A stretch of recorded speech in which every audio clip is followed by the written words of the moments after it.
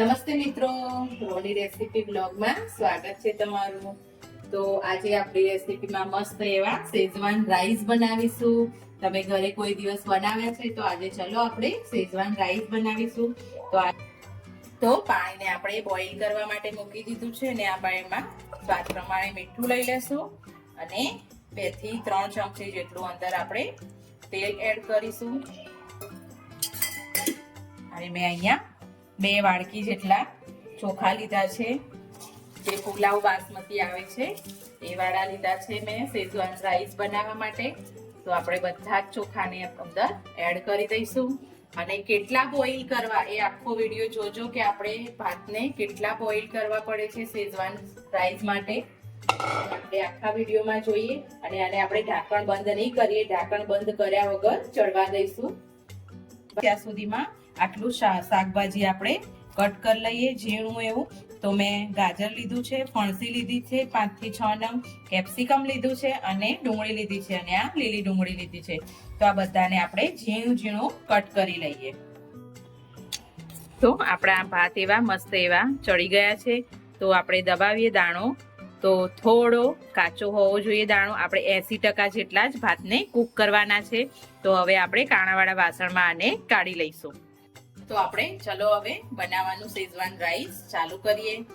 તો આપણે 4 થી 5 ચમચી જેટલું તેલ લઈ લેશું અને મિત્રો બહાર કરતા ઓછા ખર્ચામાં અને ઘરનો શુદ્ધ શેઝવાન રાઈસ ખાવા મળે આપણે આ રીતે થોડી મહેનત કરીએ ઘરે તો મસ્ત એવો ટેસ્ટ સાથે ખાવા મળી જાય। તો આપણે આ બધું શાકભાજી નાનું નાનું કટિંગ કરી લીધું છે। ડુંગળી છે, આ સૂકી ડુંગળી, આ લીલી ડુંગળીનો આગળનો ભાગ છે, પાછળનો ભાગ પણ આપણે અલગ કાઢ્યો છે, એ આપણે છેલ્લે એડ કરવાનો છે।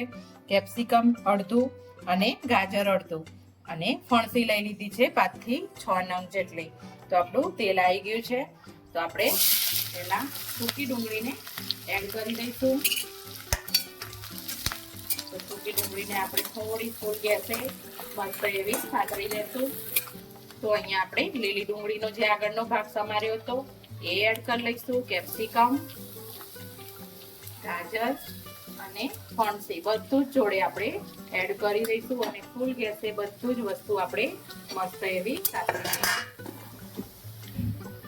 તો આપણે સહેજ ચમચી જેટલો સોયા સોસ એડ કરીશું અને અહીંયા ગ્રીન ચીલી એડ કરીશું। એક મોટી ચમચી ભરીને ગ્રીન ચીલી એડ કરીશું અને આ બધાને પાછું આપણે ફરીથી મિક્સ કરી દઈશું। તો અહીંયા આપણે શેઝવાન રાઈસ બનાવવાના છે એટલે આપણે લસણ મરચાંનો એ બધો ઉપયોગ નથી કર્યો। આ શેઝવાન આપણી જે ચટણી લાયા છીએ એમાં બધું જ આદુ, લસણ અને મરચાં બધું મિક્સ જ હોય છે એટલે આપણે 3 ચમચી જેટલી મોટી શેઝવાનમાં એડ કરીશું। શેઝવાન ચટણી જે મેં નોરનું લીધું છે, નોરનો શેઝવાન સોસ લીધો છે। તો એને આપણે સરખું એવું ગેસે હવે મિક્સ કરી લઈશું।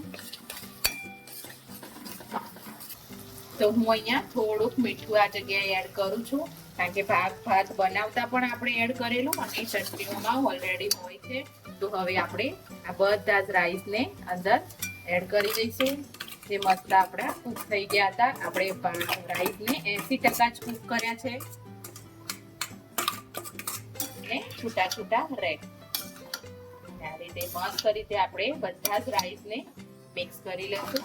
આ જગ્યાએ આપણે હળદરનો ઉપયોગ નથી કરવાનો। તમને થોડું આનાથી સ્પાઈસી વધારે જોઈતું હોય તો તમે લાલ મરચાંનો થોડો ઉપયોગ કરી શકો છો, પણ શેઝવાન ચટણી ઓલરેડી સ્પાઈસી હોય છે। બસ આ રીતે બધા જ રાઈસને આપણે મિક્સ કરતા જઈશું અને ઓછા ખર્ચામાં મસ્ત એવા રાઈસ ઘરે તપેલું ભરીને તૈયાર થઈ જાય છે। તો આપણે અહીંયા થોડા લાલ મરચાંનો ઉપયોગ કરીશું કારણ કે થોડું સ્પાઈસી જોઈએ છે ઘરમાં બધાને, એટલે થોડું લાલ મરચું આપણે અડધી ચમચી જેટલું એડ કર્યું છે। ફરીથી આપણે મિક્સ કરી લઈશું। જોડે જોડે આ લીલી ડુંગળી જે પાછળનો ભાગ હતો ગ્રીન એ પણ આપણે એડ કરી લઈશું અંદર અને મિક્સ કરી લઈશું આ રીતે। તો આપણા મસ્ત એવા શેઝવાન રાઈસ તૈયાર છે। તો આને આપણે સર્વ કરી લઈએ। ચલો